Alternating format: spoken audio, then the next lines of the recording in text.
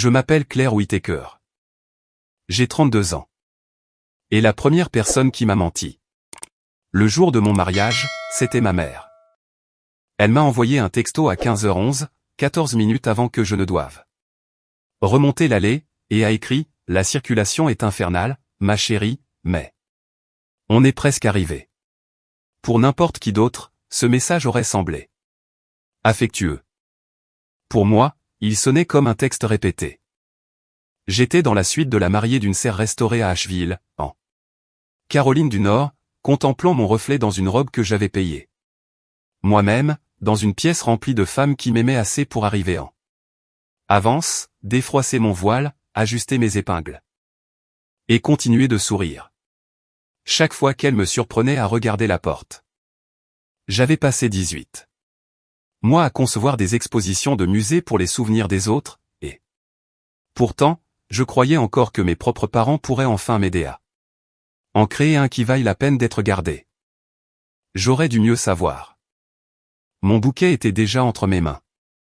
La musique d'entrée avait été retardée. Une fois.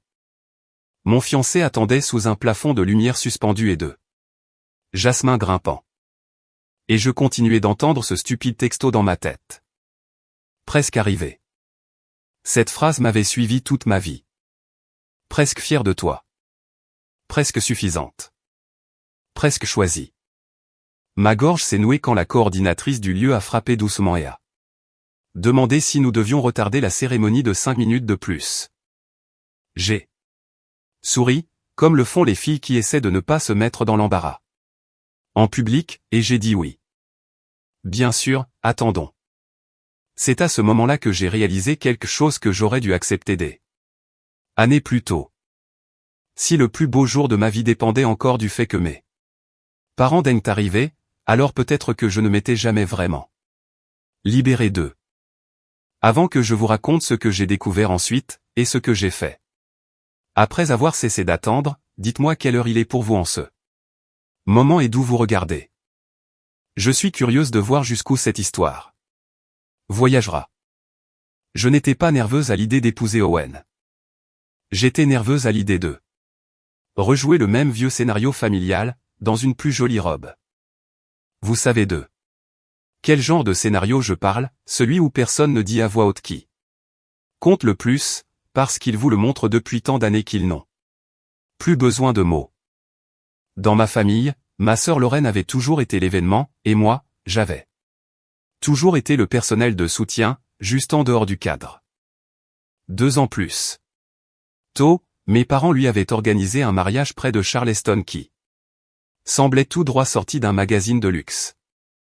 Des pivoines blanches partout. Du linge de maison importé. Un quatuor à cordes au coucher du soleil. Une piste de danse personnalisée avec un monogramme. Je sais exactement combien ils ont dépensé, car j'ai vu une fois le détail sur le bureau de mon père en l'aidant à trier des reçus après son opération. 160 000 $, sans compter le dîner de répétition. Ma mère a porté un toast de 20 minutes à Lorraine ce soir-là. 20 minutes. Complète. Elle a pleuré, ri, raconté des anecdotes de l'enfance de Lorraine, là.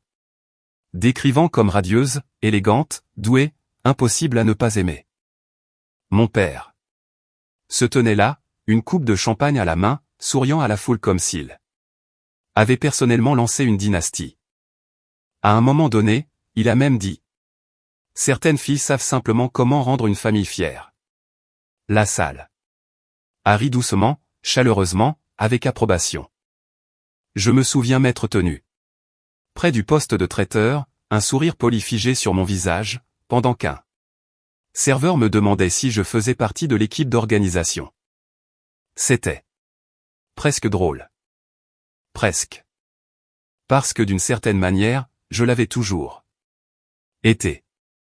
C'est moi qui avais récupéré les cadeaux oubliés, qui étaient retournés chercher les housses de vêtements supplémentaires, qui avaient empêché notre tante de se plaindre de sa table, et qui était resté tard pour aider à charger les cadeaux dans les voitures. C'était la nature de mon rôle. Utile, fiable, facile à oublier. Alors, quand Owen et moi nous sommes fiancés, je me suis fait une promesse. Je ne m'en dirai pas l'enthousiasme. Je ne construirai pas mon mariage autour du fantasme que mes parents pourraient soudainement devenir des personnes différentes sous un éclairage flatteur. Nous avons choisi une serre restaurée à Asheville parce que l'endroit semblait vivant, chaleureux et intime. Nous avons gardé la liste des invités assez petite pour que chaque personne présente compte. Vraiment. J'ai payé ma propre robe. Owen et moi avons partagé les frais du lieu, du traiteur et des fleurs. J'ai choisi chaque détail à la main, jusqu'au ruban de soie crème enroulé autour de mon bouquet, et au menu botanique pressé à chaque assiette. La seule contribution concrète de mes parents fut une phrase vague que ma mère répétait chaque fois que quelqu'un lui demandait si elle aidait. Oh, nous laissons juste Claire faire son petit style à elle. Son petit style à elle. C'est ainsi qu'elle qualifiait le jour le plus important de ma vie. Pendant ce temps, elle continuait de republier d'anciennes vidéos du mariage de Lorraine à chaque anniversaire, avec des légendes comme « toujours là ». Référence absolue, et « certains jours ne pourront jamais être égalés ». Elle m'envoyait des messages qui semblaient serviables si l'on ne connaissait pas son ton. Es-tu sûr qu'une serre ne fera pas trop décontracté?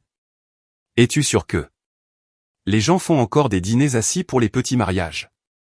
Es-tu sûr que ta robe rend bien en photo sans un éclairage de cathédrale?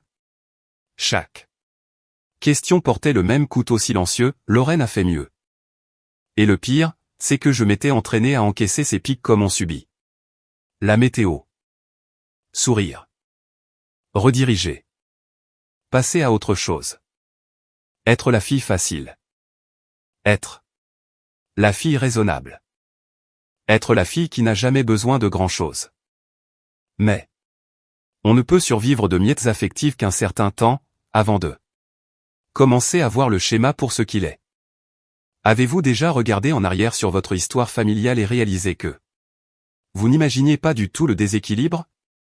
Que vous n'étiez pas trop sensible, trop dramatique, trop en demande? Vous étiez juste la seule personne censée se contenter de moi. La première confirmation est venue du voiturier, mais la vérité avait déjà commencé à prendre forme en moi avant même qu'il ne dise un mot.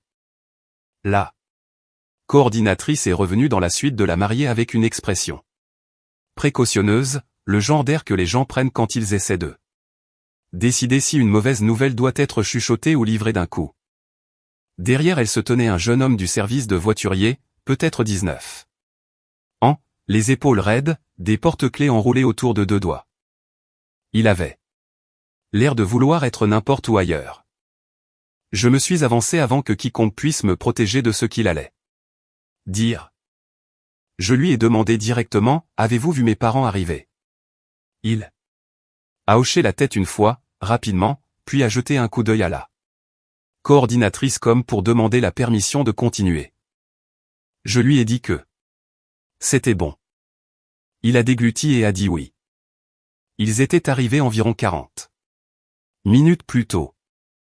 Le soulagement m'a frappé pendant une demi-seconde, un soulagement mince, stupide et automatique. Puis il a continué à parler.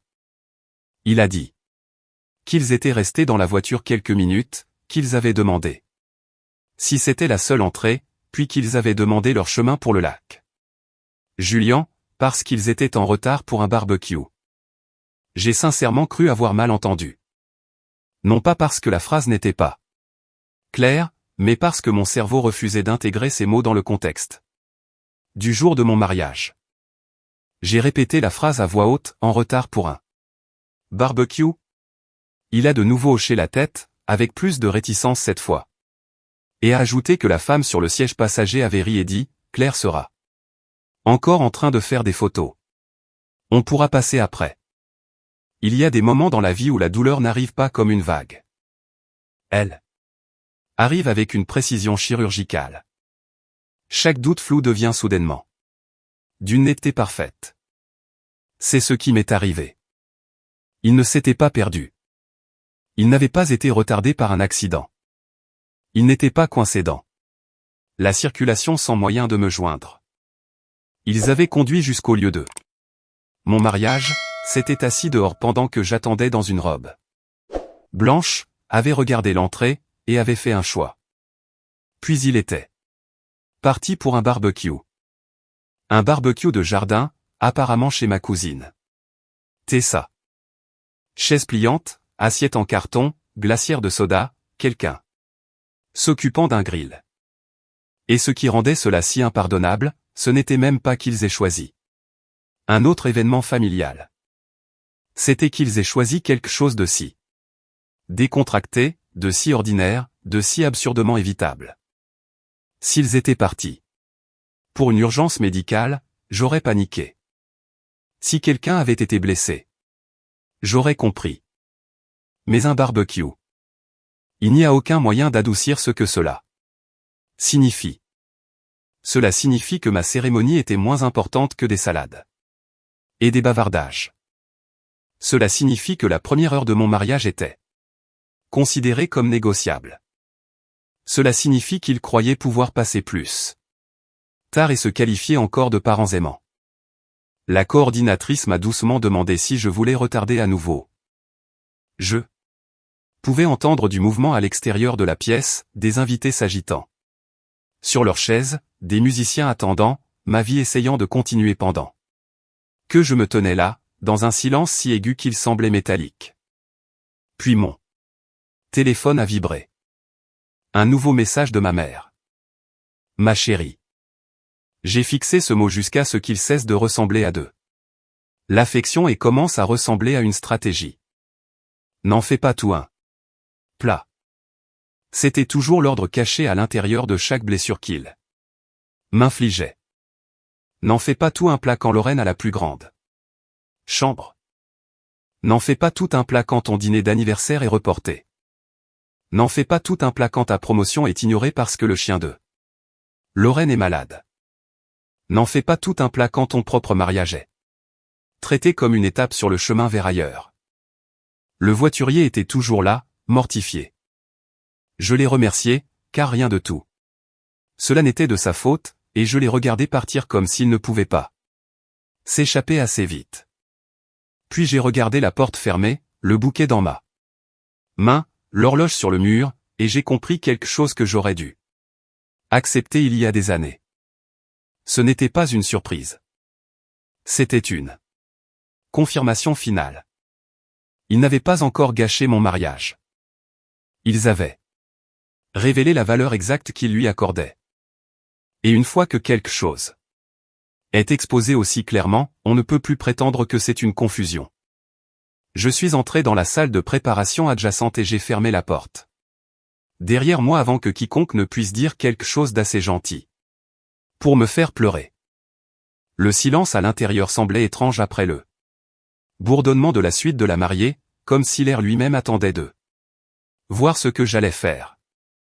J'ai posé mon bouquet sur une console et j'ai de nouveau regardé mon téléphone.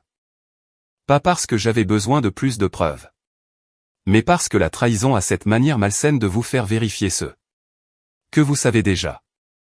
J'ai d'abord ouvert Instagram, puis la conversation de groupe familial que je gardais en sourdine pour ma propre santé mentale.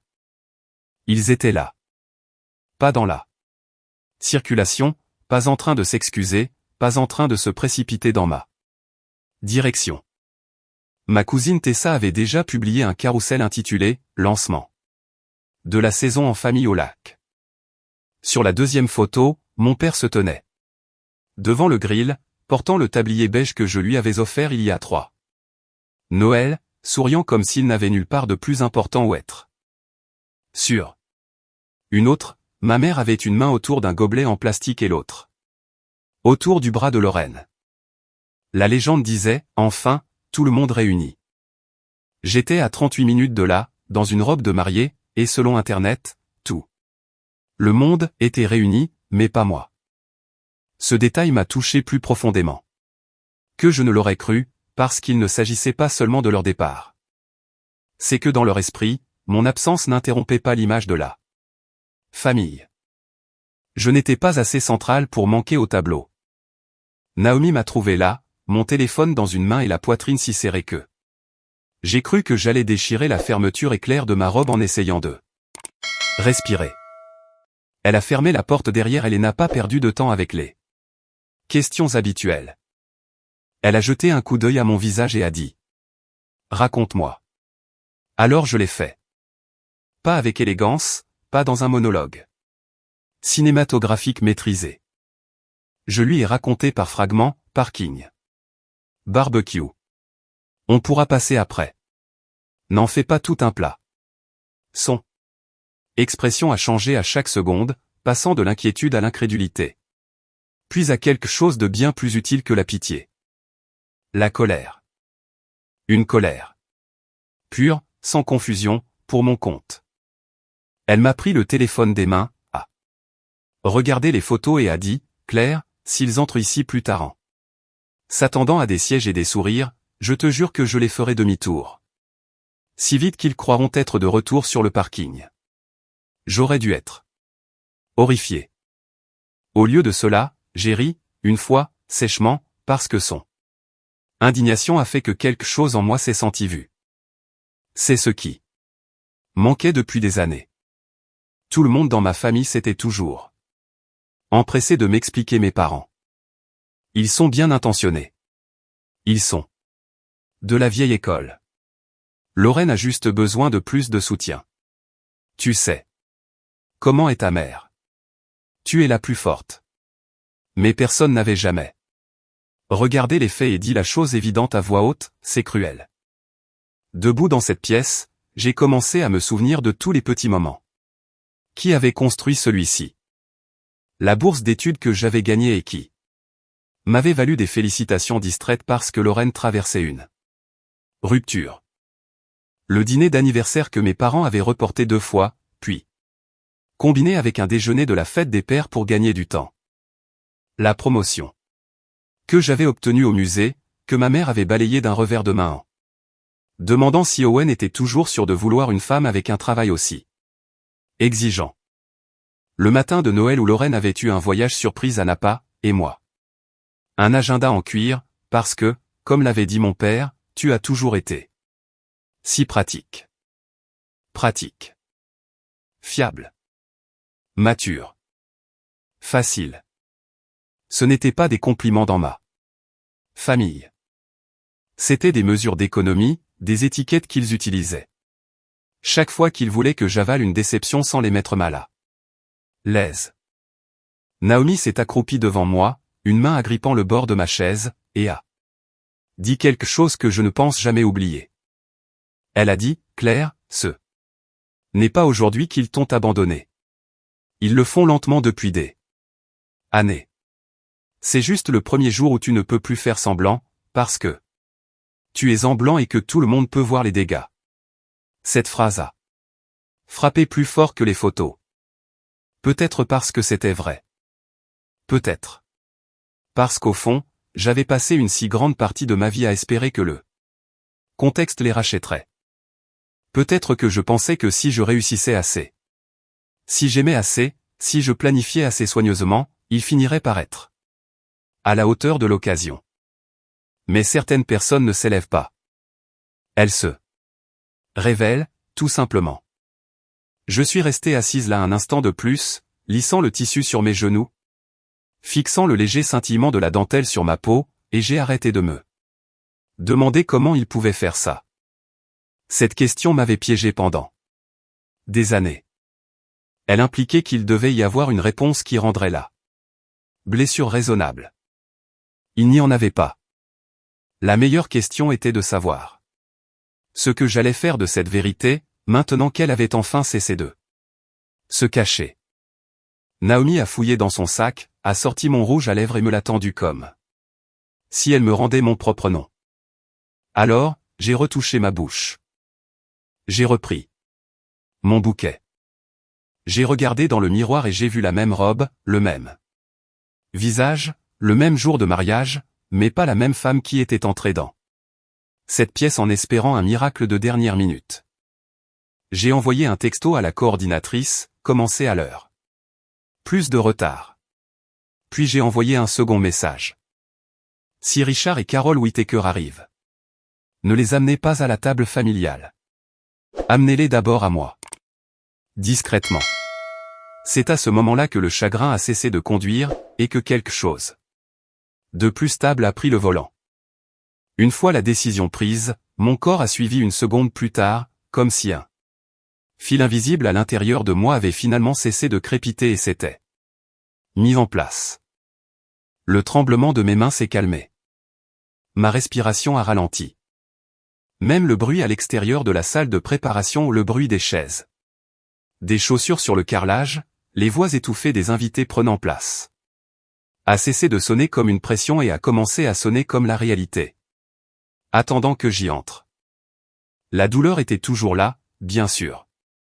Elle n'avait pas disparu, mais elle n'était plus aux commandes. C'était nouveau.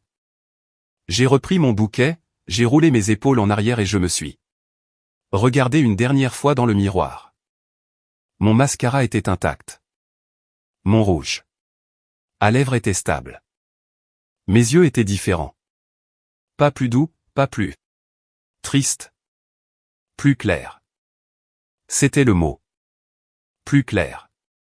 Pendant la plus grande partie de ma vie, j'avais confondu l'espoir avec la loyauté. J'avais cru que si je restais assez patiente, assez utile, assez compréhensive, mes parents finiraient par me rencontrer à mi-chemin et agiraient comme si je comptais, sans qu'on ait à le leur rappeler. Mais debout. Là, dans une robe de mariée, avec la vérité exposée si clairement, je pouvais enfin voir à quel point cet espoir m'avait mal entraîné à me trahir moi-même. Naomi m'a ouvert la porte sans dire un mot, et ensemble, nous sommes retournés vers l'entrée de la cérémonie. Le quatuor avait recommencé à jouer. Les invités se levaient légèrement sur leur siège, essayant de ne pas paraître trop curieux, essayant et échouant. Une cérémonie retardée crée toujours des chuchotements. Une mariée qui marche sans ses parents crée le silence. Quand les portes se sont ouvertes et que j'ai avancé seul, toute la salle a changé. Pas avec pitié, comme je l'avais craint. Avec attention. Une attention réelle et totale. Elle a traversé la pièce comme un courant. Je pouvais la sentir dans l'immobilité, dans la façon dont les conversations se sont tues. Instantanément, dans la façon dont les gens se sont entièrement tournés vers moi. Au lieu de jeter un regard poli puis de détourner les yeux. Pendant une seconde. Suspendu, j'ai compris à quel point j'étais exposé. Et puis, de manière inattendue, cette exposition a cessé de ressembler à de l'humiliation et a commencé à ressembler à du pouvoir. J'étais toujours là. Non.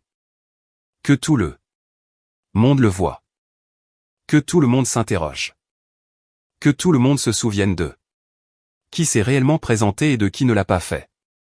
L'allée s'étendait devant moi, sous des lumières chaudes suspendues et du jasmin grimpant, et je l'ai remonté seul, la colonne vertébrale droite et la tête haute. À mi-chemin, j'ai vu Naomi au premier rang, déjà en larmes. J'ai vu la mère d'Owen, les deux mains pressées contre sa poitrine. J'ai vu une de mes collègues du musée me regarder avec le genre de fierté féroce habituellement réservé aux survivants et aux marathoniens. Puis j'ai vu Owen. Son visage a changé à la seconde où il a réalisé que j'arrivais seul. D'abord l'inquiétude, puis la compréhension, puis quelque chose de plus stable et de plus profond que l'un ou l'autre. Le respect. Il n'avait pas l'air embarrassé. Pour moi.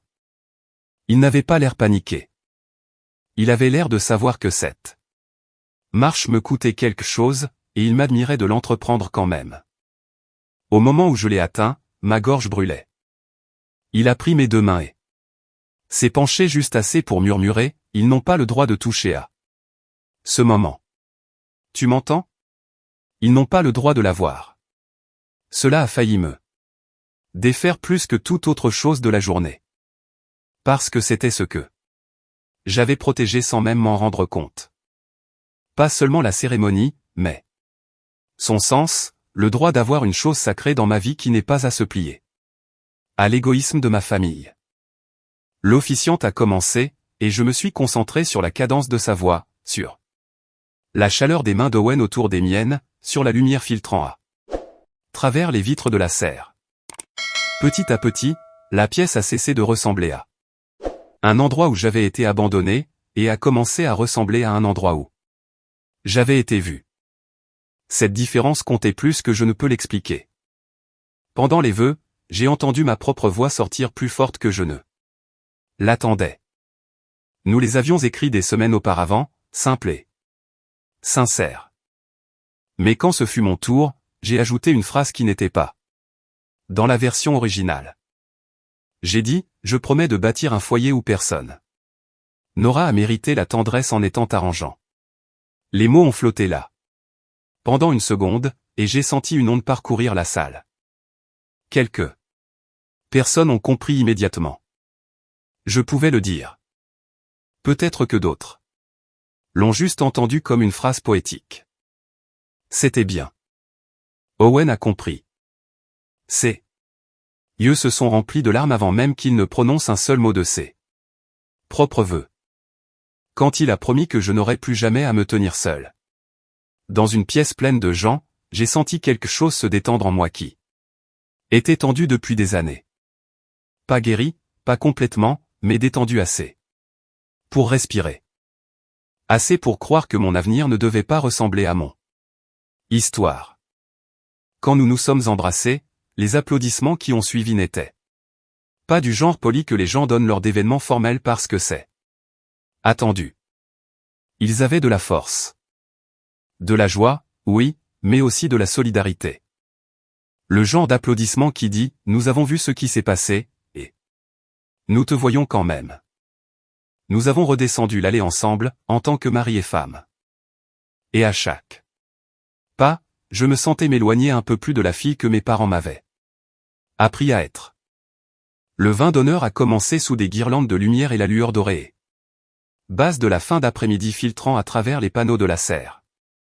Les invités se sont rassemblés autour de tables drapées de lin, des serveurs passaient avec des plateaux de champagne et de gâteaux au crabe, et le groupe a commencé à jouer quelque chose de doux et de lumineux. Plus d'une personne m'a serré dans ses bras un peu plus fort que d'habitude. Personne n'a posé de questions indiscrètes. Personne ne m'a imposé sa sympathie. Cette retenue m'a semblé être une forme de gentillesse à part entière. Ils m'ont donné l'espace de rester digne, et je m'en souviendrai toujours. Puis, alors que le photographe s'approchait pour parler des portraits officiels, j'ai pris une décision qui m'a semblé petite sur le moment, et énorme à la seconde où je l'ai prononcée à voix haute. Il m'a demandé si je voulais attendre un peu plus longtemps, au cas où mes parents arriveraient avant les photos de famille. J'ai dit non. Puis j'ai précisé. J'ai dit, faisons la photo de famille maintenant, mais pas celle du sang. Il a cligné des yeux une fois. Puis a hoché la tête comme un professionnel qui a vu assez de mariages pour comprendre que certaines instructions portent une histoire. Alors nous avons rassemblé les gens qui nous avaient réellement choisis. Naomi. Les parents d'Owen, ma colocataire d'université, mon équipe du musée, le voisin qui m'avait aidé une fois à déménager d'un appartement à minuit, le mentor qui m'avait appris à négocier mon salaire. Des amis qui avaient traversé des États en avion. Des gens qui avaient appelé, pris des nouvelles, s'étaient présentés. Étaient restés tard, se souvenaient des détails, avaient fait de la place. Des gens qui n'avaient jamais, pas une seule fois, traité l'amour comme un système de classement. Nous nous sommes tenus sous un mur de lierre et de lanternes pendant que le photographe nous arrangeait, plus près, plus serré, plus chaleureux, jusqu'à ce que cela ne ressemble plus à un substitut de famille, mais à la vraie chose. C'était la photo la plus honnête que j'ai jamais prise. Je l'ai regardée sur l'aperçu de l'appareil photo et j'ai ressenti une étrange vague de paix. Voilà. Ai-je pensé. Voilà la vie à laquelle j'appartiens vraiment. Et puis j'ai fait quelque chose que mon ancien moi n'aurait jamais osé faire. Je l'ai publié avant le dîner. Sans trop réfléchir, sans brouillon, sans me demander si c'était trop. Juste la photo et une légende.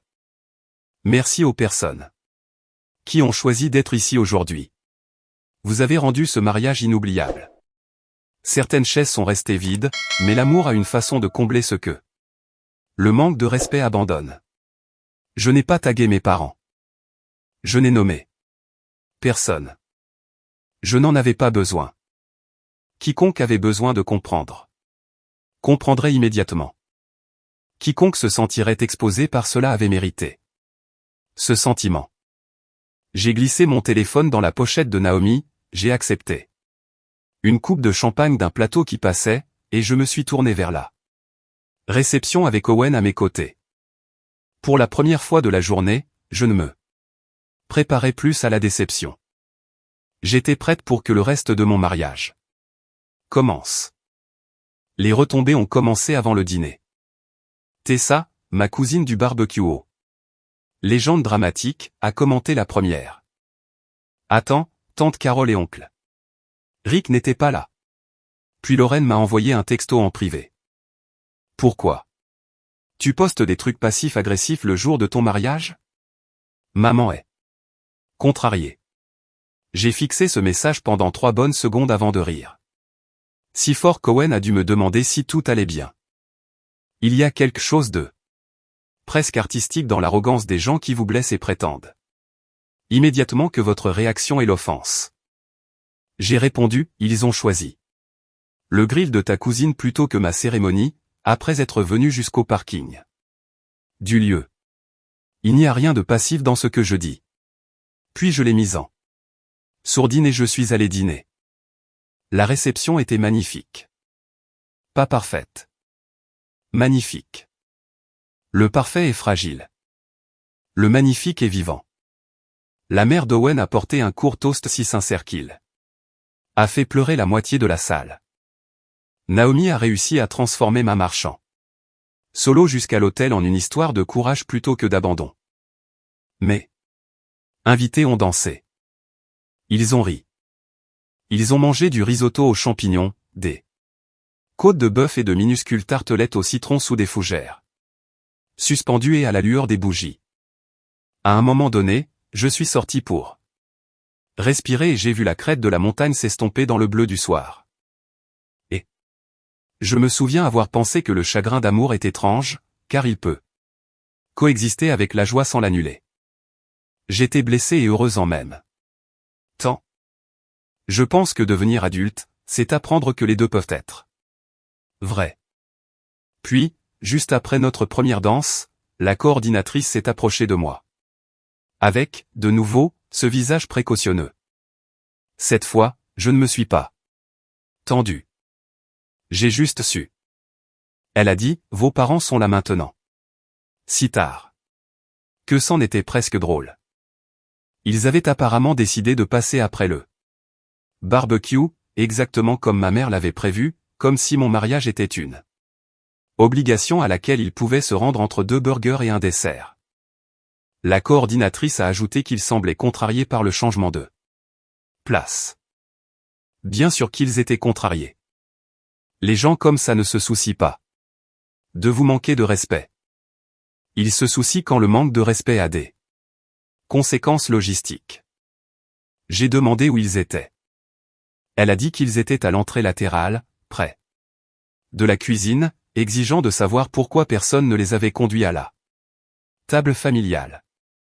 J'ai tendu ma flûte de champagne à Owen, j'ai relevé l'ourlet de ma robe et je suis allé les voir moi-même. Mon père avait le visage rouge. Ma mère avait l'air offensée dans une robe en soie bleu marine que je n'avais jamais vue, parce qu'elle n'avait été présente pour aucune des photos, aucun des vœux, aucune des parties où un parent pourrait compter. La première chose qu'elle a dite a été, Claire, mais qu'est-ce qui se passe? Ta tante m'a envoyé ta publication et maintenant les gens appellent. Mon père a enchaîné, tu nous as mis dans l'embarras. Le jour de mon mariage. Imaginez ça. Ils avaient presque tout manqué et trouvé encore le moyen de se mettre au centre de l'attention. Je les ai regardés tous les deux et je n'ai ressenti aucune panique, aucune supplication, aucun réflexe filial pour arranger les choses, juste du calme. J'ai dit, vous avez zappé ma cérémonie pour un barbecue. Vous vous êtes assis dans votre voiture, devant mon lieu de mariage, et avez décidé que du poulet grillé était plus important que de me voir me marier. Puis vous m'avez dit de ne pas en faire tout un plat. J'en ai fait exactement le plat que ça méritait. Ma mère a essayé de sourire, ce genre de sourire condescendant qu'elle utilise quand elle pense pouvoir reprendre le contrôle social. Elle a dit, oh, ma chérie, ne sois pas dramatique. Nous allions venir après. J'ai hoché la tête. Une fois et j'ai dit, c'est exactement ça, le problème. Vous avez pensé que après était suffisant. Mon père a regardé vers la salle à manger et a baissé la voix. Vas-tu vraiment nous laisser dehors pour un malentendu? Un malentendu. Cette expression m'a presque impressionné. Des années de favoritisme, de négligence, de comparaison et d'humiliation publique, le tout emballé comme une simple confusion. Je leur ai dit quelque chose que j'aurais dû leur dire une décennie plus tôt. Il ne s'agit pas de ce soir. Ce soir, c'est juste la dernière facture. Les yeux de ma mère se sont finalement durcis quand elle a réalisé que la honte ne me ferait pas bouger. Elle a dit que je les punissais devant toute la famille. J'ai dit, non. Ils l'avaient fait eux-mêmes au moment où ils ont choisi où passer l'après-midi. Mon père a demandé si j'allais sérieusement les faire partir. Je lui ai dit oui, calmement, clairement, sans jamais élever la voix. Puis j'ai ajouté une chose de plus, et c'est la partie qu'aucun d'eux n'avait vu venir. 3 mois avant le mariage, mon père m'avait demandé si je pouvais encore jeter un œil au budget de rénovation de leur maison du lac, qu'il voulait transformer en location saisonnière. Je suis conceptrice d'exposition, de musée, mais j'ai passé des années à gérer des fournisseurs, des contrats, des équipes de fabrication et des dépassements de budget. Dans ma famille, cela se traduisait par du travail gratuit chaque fois que quelqu'un voulait quelque chose d'efficace et de beau. J'avais passé des semaines à les aider à contacter un consultant en subvention de préservation, à dessiner un plan d'étage rentable et à préparer le dossier de proposition qui rendrait tout le projet financièrement viable. La demande finale, avec mes recommandations de fournisseurs, mes révisions de calendrier et mes notes sur les crédits d'impôt, devait être rendue le lundi matin. J'ai regardé mon père et j'ai dit, puisque vous pensez que mes étapes importantes sont facultatives, mon travail l'est aussi. Je me suis retiré du projet il y a 1 heure. Regarde tes emails. Il m'a dévisagé. Ma mère a littéralement blêmi. Je l'avais fait en changeant de chaussures pour la réception. Un message concis pour eux, un pour le consultant, un pour l'entrepreneur. À compter de maintenant, je ne suis plus impliqué dans le projet de la Maison du Lac, à quelque titre que ce soit en tant que conseillère ou coordinatrice. Veuillez retirer mon nom de tous les documents et adresser les questions futures ailleurs. Cette maison, c'était leur grand projet de retraite, leur prochain symbole de statut, la chose dont ils s'étaient vantés auprès de chaque cousin et ami d'eux. L'église à des kilomètres à la ronde.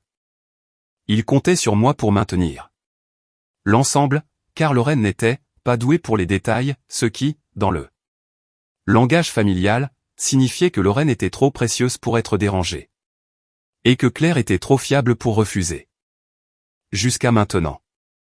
Mon père a demandé si j'allais vraiment saboter la famille pour un malentendu privé. J'ai presque souri à la répétition. Même mot, voix plus faible. J'ai dit. Non. Je facture enfin le prix du marché pour l'accès à ma personne, et vous n'en avez pas les moyens. La coordinatrice s'est rapprochée, sans me toucher. Juste présente. Owen était à quelques mètres derrière, silencieux et solide. Ma mère a changé de tactique, comme elle le faisait toujours lorsque le contrôle échouait. Les larmes. Elle a dit, je n'arrive pas à croire que tu nous ferais ça, le jour de ton mariage. Cette phrase m'a tout dit. Même à ce moment-là, même là, la journée leur appartenait encore, dans leur esprit. Leur blessure, leur humiliation. Leur fille n'était que l'occasion. Alors je leur ai donné la vérité, dépouillée de tous les adoucissants que l'on m'avait appris à utiliser. J'ai dit, vous m'avez appris toute ma vie que l'effort suit la valeur. Vous avez dépensé de l'argent, du temps, des discours, des week-ends et de l'énergie pour Lorraine, parce que c'est là que votre valeur se trouvait. Aujourd'hui, je vous ai enfin cru. Et maintenant, mon effort suit aussi la valeur. Il va à mon mari, à mon mariage, et aux gens qui se sont réellement présentés. Pas à vous. Plus jamais. Mon père s'est tu le premier. Ma mère avait l'air d'avoir été giflée, bien que j'ai à peine élevé la voix au-dessus du niveau de la conversation.